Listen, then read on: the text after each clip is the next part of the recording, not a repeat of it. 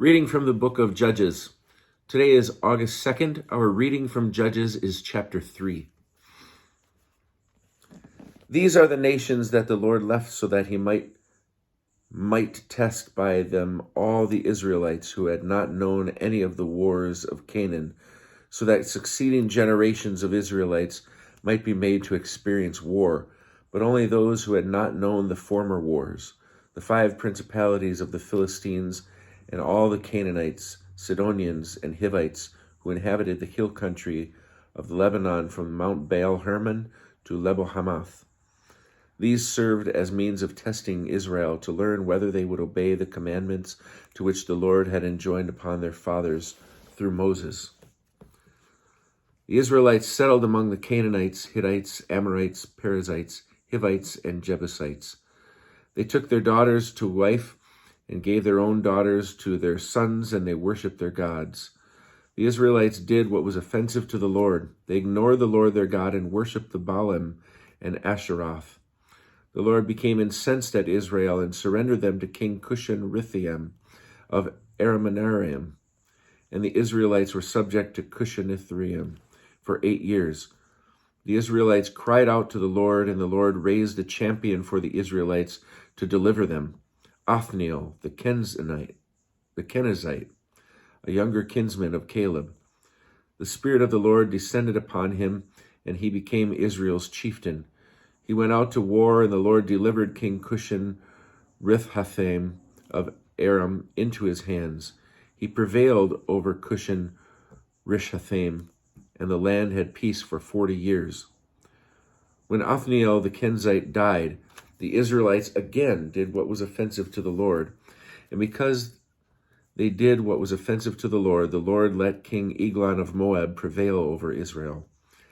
Eglon brought the Ammonites and the Amalekites together under his command, and went and defeated Israel and occupied the city of palms. The Israelites were subject to King Eglon of Moab for 18 years.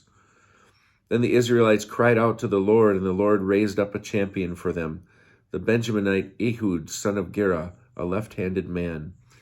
It happened that the Israelites sent tribute to King Eglon of Moab through him.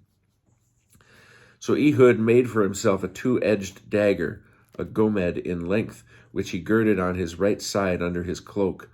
He presented the tribute to King Eglon of Moab. Now Eglon was a very stout man. When Ehud had finished presenting the tribute, he dismissed the people who had conveyed the tribute. But he himself returned from Pesalim near Gilgal and said, "Your Majesty, I have a secret message for you." Eglon thereupon commanded, "Silence!" So all those in attendance left his presence, and when Ehud approached him, he was sitting alone in his cool upper chamber. Ehud said, "I have a message for you from God," whereupon he rose from his seat. Reaching with his left hand, Ehud drew the dagger from his right side and drove it into Eglon's belly. The fat closed over the blade, and the hilt went in after the blade, for he did not pull the dagger out of his belly, and the filth came out. Stepping out into the vestibule, Ehud shut the doors of the upper chamber on him and locked them. After he left, the courtiers returned. When they saw that the doors of the upper chamber were locked, they thought, "He must be relieving himself in the cool chamber." They waited a long time, and when he did not open the doors of the chamber, they took the key and opened them, and there their master was laying dead on the floor. But Ehud had made good his escape while they delayed. He had passed Pesalim and escaped to Syria.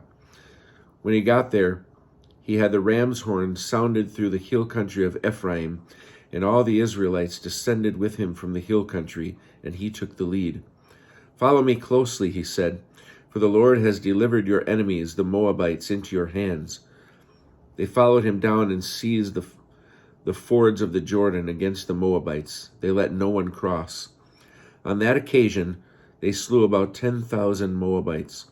They were all robust and brave men, yet not one of them escaped. On that day, Moab submitted to Israel, and the land was tranquil for 80 years.